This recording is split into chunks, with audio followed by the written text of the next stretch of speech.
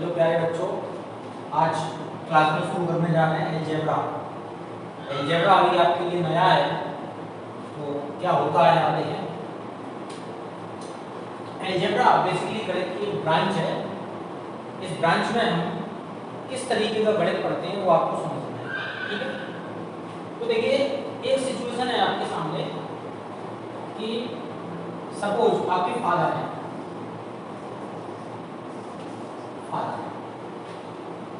और दो बच्चे हैं, एक का नाम राम और दूसरे का नाम श्याम। ये दो बच्चे हैं। फादर के पास कितने रुपीज है? 20 रुपीज है। फादर के पास है 20 रुपीज, और फादर ने राम को दे दिए कितने रुपीज? 15 रुपीज। अब अगर आपको ये पूछा जाए कि फादर ने श्याम को कितने पैसे दिए, श्याम को कितने रुपए दिए, ये अगर आपसे पूछा जाए तो आप कैसे निकालेंगे? तो आप सीधे सीधे निकाल लेंगे कि फादर के पास 20 रुपीज थे, फादर ने राम को 15 रुपीज दे दिए, तो 5 रुपीज बचे। वो 5 रुपीज जो बचे वो किसको मिल गए? वो मिल गए श्याम को, ठीक है। तो आप ये चूंकि कैलकुलेशन छोटी है, नंबर्स ये छोटे हैं, तो आप इजीली बता पा रहे हैं कि इनको राम को 15 मिले और श्याम को 5 मिले। अब यही आपको मैथमेटिक्स में लिखना हो कॉपी पे। जब आपको उसको लिखकर दिखाना होगा तब आप इसको किस तरीके से लिखेंगे? तो आप कैसे लिखेंगे? राम शेयर कितना हो गया? 15, और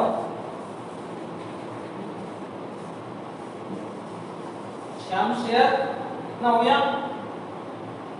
पता नहीं पूछा, तो इसकी जगह हमने ये बॉक्स बना दिया, और इक्वल टू क्या था? Fathers money. फादर के पास कितने रुपए थे? वो। तो फादर के पास थे 20, राम को मिले 15, श्याम को पता नहीं कितने मिले, तो उसकी जगह हमने ये अननोन ये बॉक्स बना दिया, ठीक है। अब अगर ये आपको निकालना है तो आप क्या करेंगे? अगली स्टेप में आप क्या करेंगे? ये श्याम शेयर की निकालने के लिए आप क्या करेंगे? 20 में से ये 15 सब्ट्रैक्ट कर देंगे, और कितना आ जाएगा आपके पास? 5 आ जाएगा। इसी तरीके से आप निकालते हैं। तो इस क्वेश्चन में आपने पूरा डीलिंग जो की वो नंबर के साथ करी।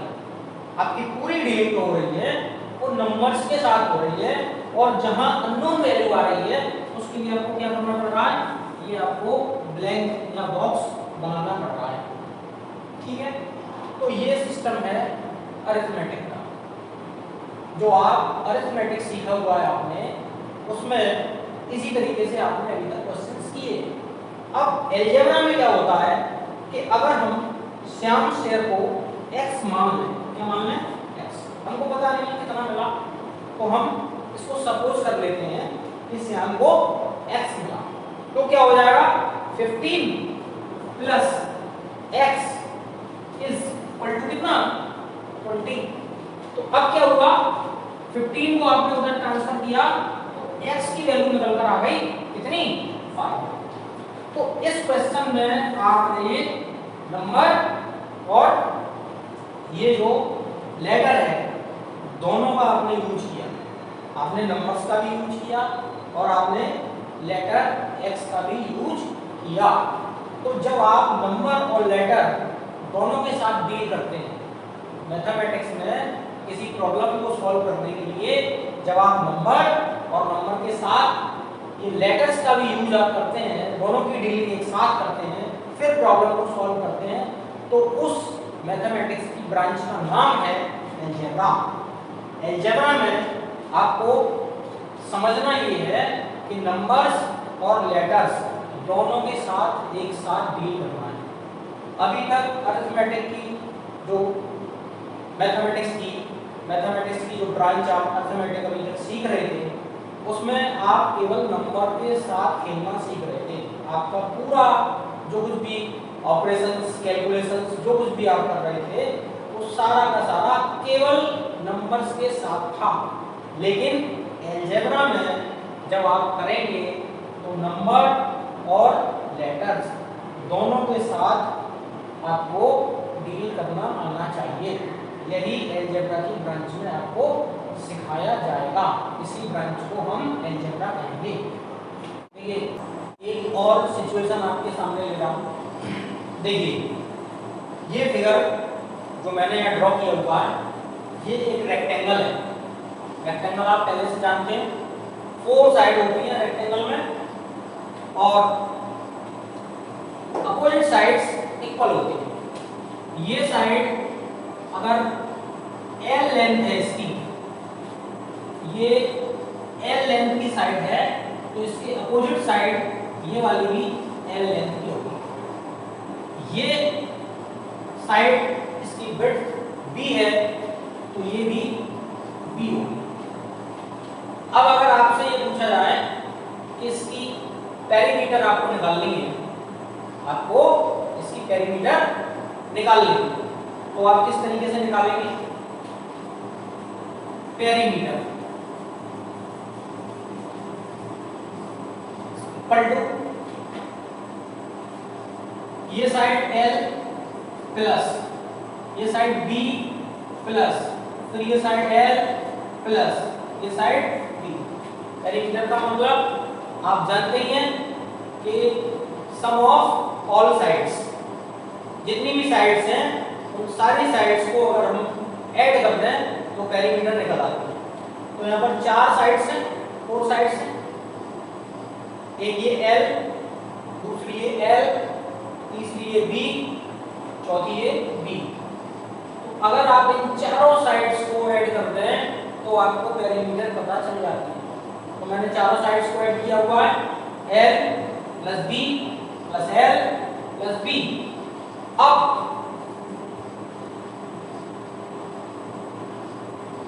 L और ये L प्लस L ये ऐड होकर हो गया 2L। ये B और ये B ऐड होकर हो गया 2B। और पेरीमीटर को अगर मैं P से रिप्रेजेंट कर दूं, इससे रिप्रेजेंट कर दूं P से, तो P इज इक्वल टू हो गया 2L प्लस 2B। तो ये हमारे पास एक अलजेब्रिक इक्वेशन बन गई पेरीमीटर निकालने की। इसमें लेंथ को L से रिप्रेजेंट किया गया है, विड्थ को B से रिप्रेजेंट किया गया है और पेरीमीटर को P से रिप्रेजेंट किया गया है। ठीक है, अलजेब्रिक इक्वेशन में क्यों कह रहा हूं? क्योंकि इसमें लेंथ, विड्थ और पेरीमीटर को रिप्रेजेंट करने के लिए लेटर्स का यूज किया गया है, तो इसलिए ये एक अलजेब्रिक इक्वेशन आपके सामने। अगर इस इक्वेशन में आपको कोई दो वैल्यू पता चल जाए, यहाँ पर 3 वैल्यू है, एक L, एक B और एक P। तीनों वैल्यू अननोन है, आपको तीनों वैल्यूज में से किसी की भी वैल्यू का कुछ पता नहीं है। अगर इन 3 अननोन वैल्यूज में से कोई दो वैल्यू आपको पता चल जाए तो आप तीसरी वैल्यू इजीली फाइंड कर सकते हैं। कैसे? सपोज पेरीमीटर P अगर मैं ये मान लूं कि 60 मीटर है, कितनी है? 60 मीटर।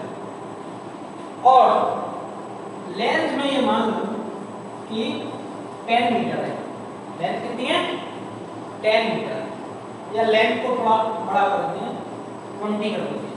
लेंथ 20 मीटर है, तो पेरीमीटर 60 मीटर है, लेंथ 20 मीटर है और विड्थ पता नहीं है, वो हमको फाइंड करनी है। तो इस इक्वेशन में आप वैल्यू लगा दीजिए। p की वैल्यू कितनी आ गई 60 इज इक्वल टू 2 और l की वैल्यू आ गई 20 प्लस 2b। 2 को 20 से मल्टीप्लाई करेंगे 40 आ जाएगा। 60 is equal to 40 plus 2b। 60 minus 40 is equal to 2b। बचा यहाँ पर 20 इज इक्वल टू 2b। तो b is equal to 20/2 divide किया 10। तो ये आपके पास आ गई इसकी विड्थ 10 मीटर। तो आपने क्या देखा कि पेरीमीटर जब हमने निकाली तो हमने पेरीमीटर के लिए 3 अलग-अलग लेटर्स का यूज किया और 3 अलग-अलग लेटर्स को यूज करके पेरीमीटर के लिए एक अलजेब्रिक इक्वेशन हम बना सकते हैं। और इस अलजेब्रिक इक्वेशन में जिस वैल्यू को हमको फाइंड आउट करना है उसको हम निकाल सकते हैं अगर हमको बाकी की वैल्यूज का पता चल जाए। वही यहाँ पर किया है। तो अलजेब्रा जो आ रहा है उसमें डीलिंग नंबर और लेटर्स दोनों की साथ साथ होगी। यही अलजेब्रा में आपको इंट्रोड्यूस करने का मेरा यहाँ पर पर्पस है। जनरली ए बी सी से लेकर एक्स वाई जेड कोई भी लेटर हम यूज कर सकते हैं। जब आप अलजेब्रा के क्वेश्चंस देखेंगे तो उनमें ये लेटर आपको मिलेंगे। इन लेटर्स में से सबसे ज्यादा जो यूज किए जाते हैं वो कौन सी लेटर हैं? एक्स वाई और जेड और ए बी और सी। ये सबसे ज्यादा यूज होने वाले लेटर्स। आपको सबसे ज्यादा यूज यही करते हुए क्वेश्चंस में आप देखेंगे कि जितने भी क्वेश्चंस हैं उनमें ज्यादातर समय यही आएंगे। ठीक है। अब आज इन लेटर्स के बाद जो हमें सीखना है वो अलजेब्रा में कौन कौन से टर्म यूज किए जाते हैं, कौन कौन से टर्म्स विशेष रूप से यूज किए जाते हैं उसको मैं बताने वाला हूँ। तो सबसे पहला हमारा टर्म है कांस्टेंट। पहले टर्म का नाम क्या है? कांस्टेंट। कांस्टेंट, ये कांस्टेंट समझना है आपको कि ये कांस्टेंट क्या होता है।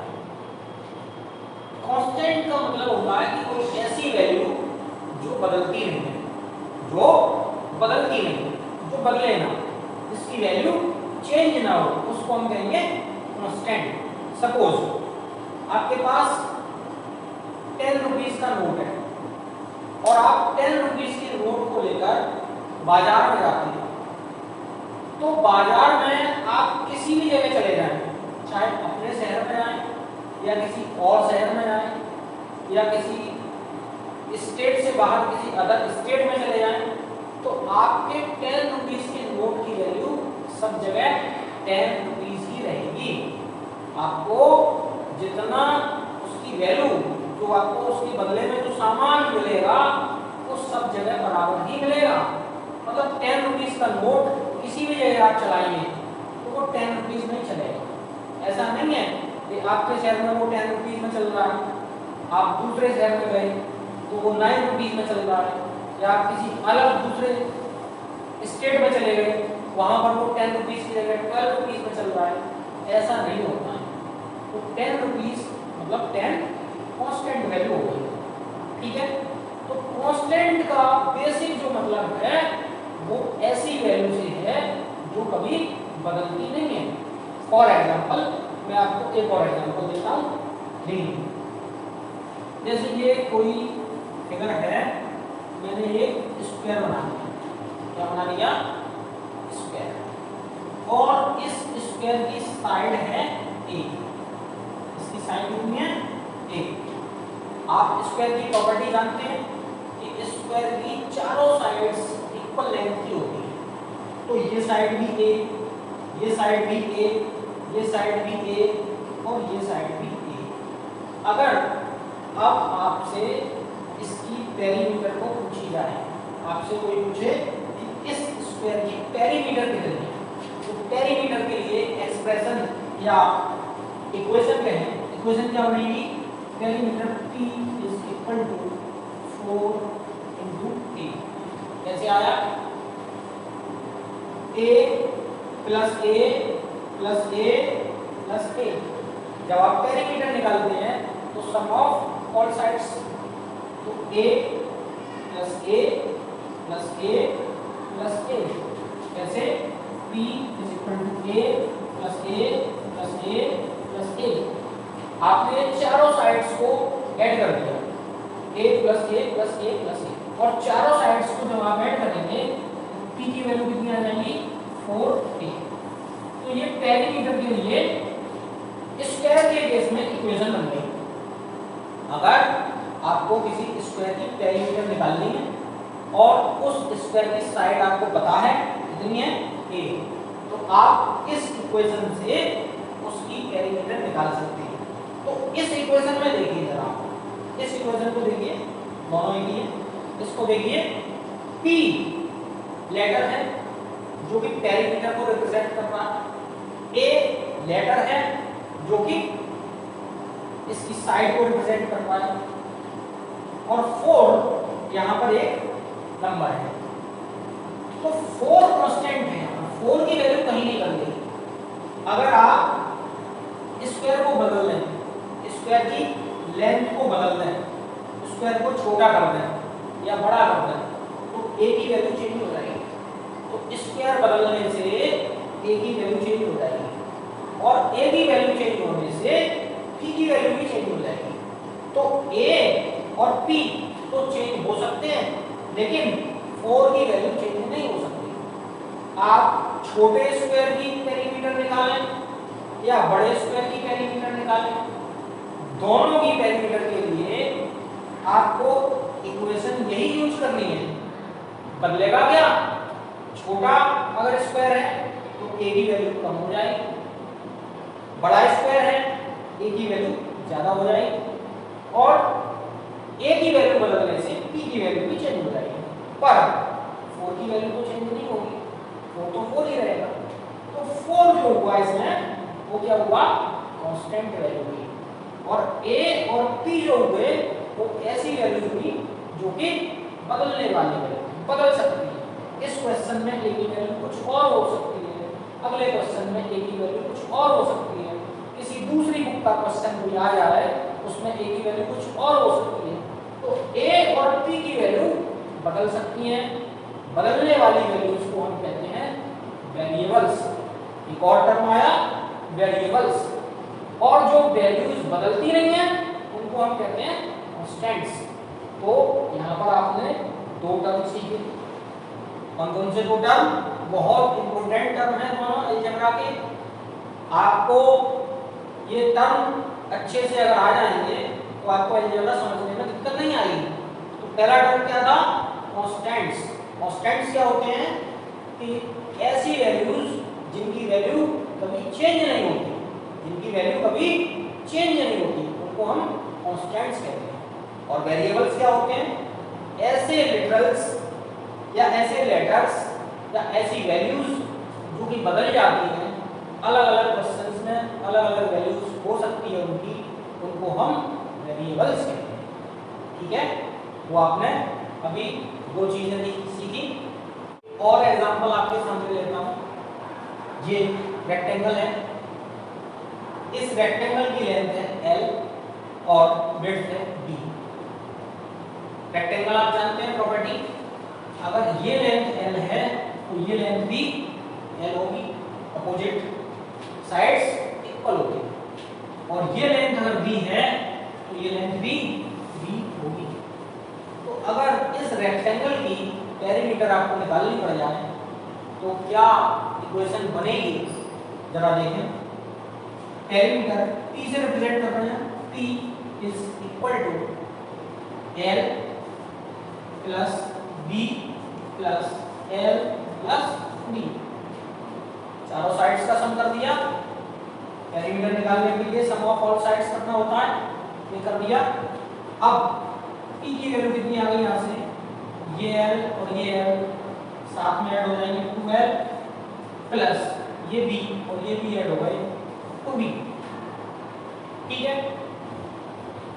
पेरीमीटर का ये एक्सप्रेशन या इक्वेशन कहें इसको, इक्वेशन बन गई। तो पेरीमीटर को कह सकते हैं हम यहां से P is equal to 12 plus 2P। अब देखिए इस इक्वेशन में 3 लेटर्स का यूज किया गया है।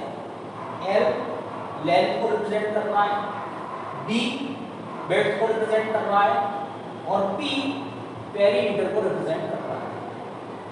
इन तीनों लेटर्स के साथ एक ये नंबर यूज हो रहा है 2, यहां पर भी 2 है और यहां पर भी 2 है।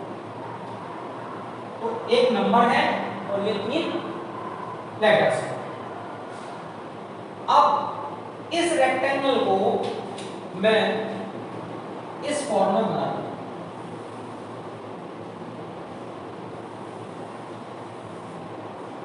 ये रेक्टेंगल मैंने इस तरीके का बना दिया। अब आप इस रेक्टेंगल को देखिए और इस रेक्टेंगल को देखिए, इसकी लेंथ और इसकी लेंथ में अंतर है। ये लेंथ छोटी है, ये बड़ी है। इसकी ब्रेड्थ भी कम है, इसकी ब्रेड्थ भी ज्यादा है। तो L की वैल्यू चेंज हो गई, B की वैल्यू भी चेंज हो गई। इसकी वैल्यू में x मान लेता हूं, इसकी लेंथ में क्या मान लेता हूं x और इसकी वैल्यू में क्या मान लेता हूं y और पेरीमीटर को मैं मान लेता हूं q। क्या मान लेता हूं q। p ना मान के मैं पेरीमीटर को यहां पर q ले रहा हूं। तो अगर इसकी पेरीमीटर को निकालें हम तो क्या निकलेगी x ये और x ये, x plus y plus x plus y। तो q इज इक्वल टू क्या हो गया 2x प्लस 2y और x और y क्या है, x लेंथ है, y विड्थ और q क्या है पेरीमीटर। तो आपने क्या देखा कि इस रेक्टेंगल में और इस रेक्टेंगल में लेंथ की वैल्यू चेंज हो गई, लेंथ की वैल्यू वेरी कर गई, विड्थ की वैल्यू वेरी कर गई। जब लेंथ और विड्थ चेंज हो रही है तो पेरीमीटर की वैल्यू भी चेंज हो जाएगी। तो इस इक्वेशन में आप क्या देख रहे हैं कि P की वैल्यू चेंज हो सकती है, L की वैल्यू भी चेंज हो सकती है, B की वैल्यू भी चेंज हो सकती है। तो P, L, B तीनों हमारे कैसे हो गए वेरिएबल्स हो गए। क्या हो गए वेरिएबल्स। तीनों को हम क्या कहेंगे वेरिएबल्स। और ये जो 2 है 2 ये तो नहीं बदल रहा, इसकी वैल्यू 2 ही रहेगी। तो 2 क्या हो गया कांस्टेंट हो गया। तो अगर इस इक्वेशन में आपसे पूछा जाए कि वेरिएबल्स कौन कौन से हैं तो आप बता सकते हैं कि P वेरिएबल है, L वेरिएबल है, B वेरिएबल है। और आपसे पूछा जा रहा है कि कांस्टेंट्स कौन कौन से हैं तो एक ही कांस्टेंट है 2।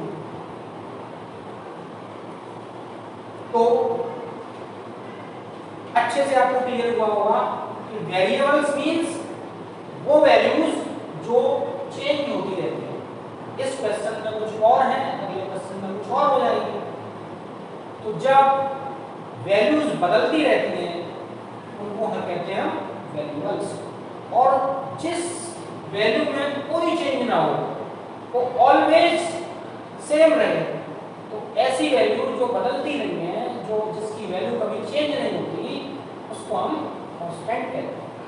तो दो टर्म आपने सीखी है कांस्टेंट्स और वेरिएबल्स। जनरली वेरिएबल्स को रिप्रेजेंट करने के लिए सामान्य रूप से बता रहा हूं, वैसे कुछ और भी हो सकता है, ऐसा फिक्स नहीं है लेकिन ज्यादातर ऐसा होता है। वेरिएबल्स को रिप्रेजेंट करने के लिए जिन लेटर्स को हम यूज करते हैं वो होते हैं x, y और z। और कांस्टेंट वैल्यूज को रिप्रेजेंट करने के लिए जिन लेटर्स को यूज करते हैं वो होते हैं a, b, c। ठीक है, तो कांस्टेंट और वेरिएबल्स आप समझ गए, बात क्लियर हो गई आपके दिमाग में। एलजेब्रिक एक्सप्रेशन और एलजेब्रिक इक्वेशन। इन दोनों का क्या मतलब है, दोनों का डिफरेंस क्या है, ये सीखने वाले हैं। तो शुरुआत करता हूँ एलजेब्रिक एक्सप्रेशन से। तो एलजेब्रिक एक्सप्रेशन क्या है, एक छोटा सा स्टेटमेंट मैंने लिया है, आप उस स्टेटमेंट को देखें। स्टेटमेंट क्या है, four more than a number, four more than a number. अब ये बात बता रहा है स्टेटमेंट कि कोई नंबर है उससे फोर मोर, तो नंबर क्या है, ये नंबर यहाँ पे दिया नहीं है, अननोन है, तो इस अननोन वैल्यू को हम x मान लेते हैं। क्या मान लेते हैं, x। जो वैल्यू अननोन है उसको हम किसी लेटर से रिप्रेजेंट करेंगे। तो यहाँ पर ये लिखा हुआ है statement four more than a number, तो नंबर को पता नहीं है नंबर क्या है, नंबर अननोन है, तो नंबर को मान लेते हैं हम x। x नंबर हो गया हमारा x। अब इसके बाद वो क्या कह रहा है, four more than a number, तो मतलब क्या हुआ इसका, नंबर से चार अधिक, नंबर से चार ज्यादा। ये नंबर है x, इससे चार ज्यादा करने के लिए इसमें हम क्या करें, प्लस करें कितने, फोर। तो ये जो स्टेटमेंट था four more than a number, अब ये मैथ्स के टर्म में बन गया x प्लस फोर। इस स्टेटमेंट को हमने मैथमेटिकली चेंज कर दिया और चेंज करके हमारे पास क्या आया, x प्लस फोर। इस x प्लस फोर में ये फोर नंबर है और x वेरिएबल है, ये अननोन वैल्यू है x, इसको वेरिएबल कह सकते हैं। फोर कांस्टेंट है, नंबर है, जिसकी वैल्यू फोर ही रहेगी। तो ये जो स्टेटमेंट हमने चेंज किया मैथ्स के टर्म में x प्लस फोर, ये हो गया एलजेब्रिक एक्सप्रेशन। इसको हम क्या कहेंगे कि ये एलजेब्रिक एक्सप्रेशन हो गया। क्या हो गया, एलजेब्रिक एक्सप्रेशन। इस एक्सप्रेशन से हम इस x की वैल्यू फाइंड नहीं कर सकते, x का पता नहीं लगा सकते हम कि ये x कितना होगा। एलजेब्रिक एक्सप्रेशन से अननोन जो वैल्यू होती है उसकी वैल्यू नहीं निकाल सकते हैं, ठीक है। तो ये तो रही एक्सप्रेशन की बात। एक्सप्रेशन में हमने क्या बताया आपको कि जब हम किसी स्टेटमेंट को अलजेब्रा की फॉर्म में चेंज कर देते हैं तो वो क्या बन जाता है, हमारा एलजेब्रिक एक्सप्रेशन बन जाता है, ठीक। एलजेब्रिक एक्सप्रेशन में इस अननोन वैल्यू को फाइंड हम नहीं कर सकते और ये एक्सप्रेशन हमें ये बता रहा है कि ये अननोन वैल्यू x और ये 4 एक दूसरे के साथ किस तरीके से कनेक्ट है, एक दूसरे के साथ प्लस के साइन के साथ कनेक्ट है, दोनों का एडिशन हो रहा है। तो एक्सप्रेशन हमको एक तो स्टेटमेंट को अलजेब्रा की फॉर्म में कन्वर्ट करा रहा है, दूसरी बात कि स्टेटमेंट हमको ये भी बता रहा है कि उसमें जो वैल्यू इन्वॉल्व है, ये 4 इन्वॉल्व है और ये x इन्वॉल्व है, ये दोनों किस रिलेशन के साथ इन्वॉल्व है, ये रिलेशन भी बता रहा है, ठीक है। अब अगर मैं इस स्टेटमेंट को थोड़ा सा आगे बढ़ा दूं, थोड़ा सा इसको और आगे बढ़ा दूं, क्या लगा दूं इसमें, स्टेटमेंट को ऐसे कर दूं मैं, 4 more than a number is equal to 7। मैंने इतना बढ़ा दिया, इसमें इतना बढ़ाया मैंने, इतना बढ़ा दिया, इस स्टेटमेंट को इतना और इंक्रीज कर दिया। 4 more than a number is equal to 7। Statement अब ये हो गया। अब अगर इस स्टेटमेंट को मैं अलजेब्रिक फॉर्म में चेंज करूं तो क्या हो जाएगा कि 4 more than a number it means x plus 4, ये किसके इक्वल है, इक्वल है 7 के। तो मुझे क्या करना पड़ेगा, x plus 4 is equal to 7। तो अब इस कंडीशन में हमारे पास इधर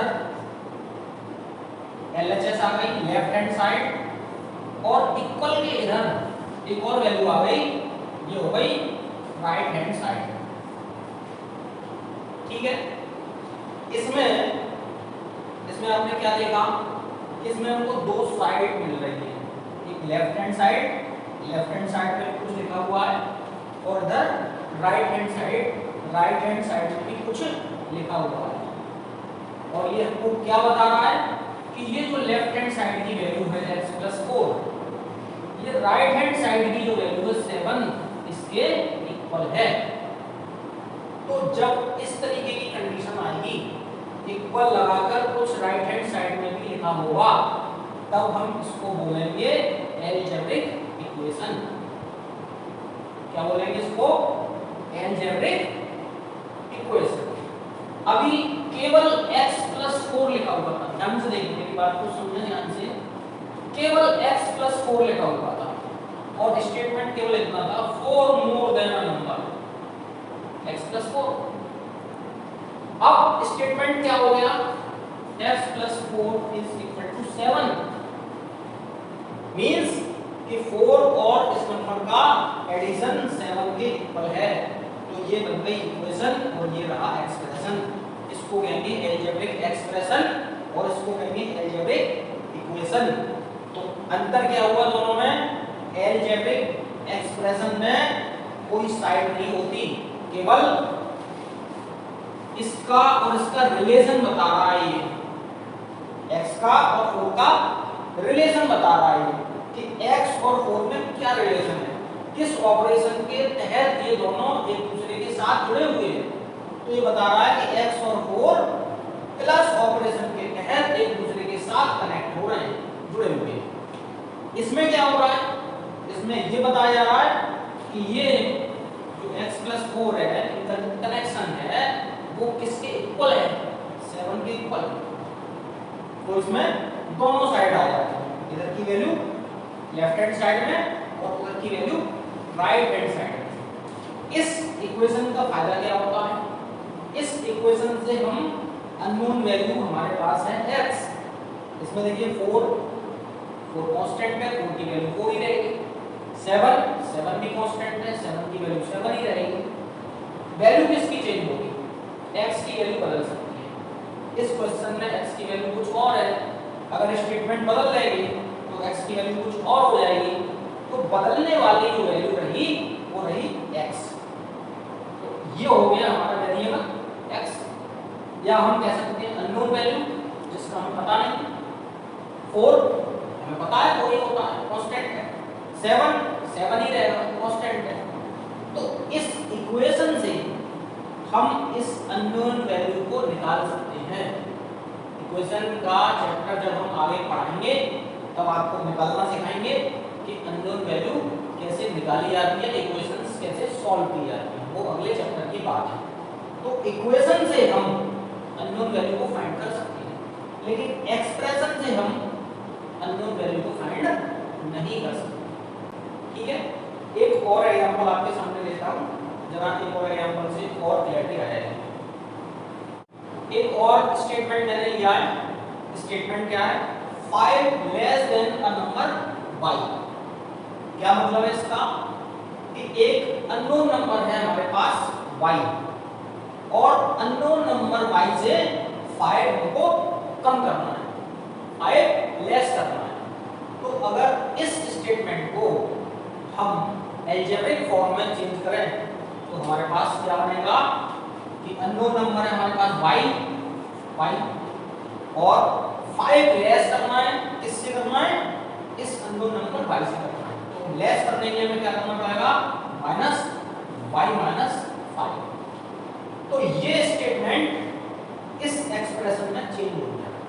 5 less than a number y यहाँ पर दिया गया है, इसमें हमने y लिया है। अगर नहीं दिया गया होता तो मैं x y z a b c कुछ भी ले सकता, लेकिन चूंकि y दिया गया है तो अब कंपल्सन है कि हमें यहाँ पर y ही लेना पड़ेगा। तो क्या हो गया? y minus 5। ये स्टेटमेंट इस अलजेब्रिक एक्सप्रेशन में चेंज हो गया। y और 5 किस ऑपरेशन से कनेक्ट हो रहे हैं, किस ऑपरेशन से जुड़े हुए हैं, ये पता चलता है कि y और 5 माइनस वाले ऑपरेशन, सबट्रैक्ट वाले ऑपरेशन से एक दूसरे के साथ कनेक्ट हो रहे हैं। लेकिन इस एक्सप्रेशन से हम y की वैल्यू फाइंड नहीं कर सकते, y की वैल्यू फाइंड नहीं कर सकते। क्यों नहीं कर सकते? क्योंकि y माइनस 5 किसके इक्वल है, y माइनस 5 की वैल्यू किसके इक्वल है, ये हमको यहाँ पर नहीं पता। तो ये क्या है, ये हो गया एक अलजेब्रिक एक्सप्रेशन, और इस अलजेब्रिक एक्सप्रेशन में 5 हो गया कांस्टेंट, 5 हो गया वेरिएबल। ठीक है, अगर मैं इस स्टेटमेंट को थोड़ा सा बढ़ा दूं, क्या कर दूं इसमें, 5 less than a number y is equal to 10, इतना बढ़ा दिया मैंने, ये बढ़ा दिया कि 5 less than a number y is equal to 10। तो अब ये स्टेटमेंट किस तरीके से चेंज होगा, किस तरीके से अलजेब्रिक फॉर्म में बदला जाएगा, जरा देखें।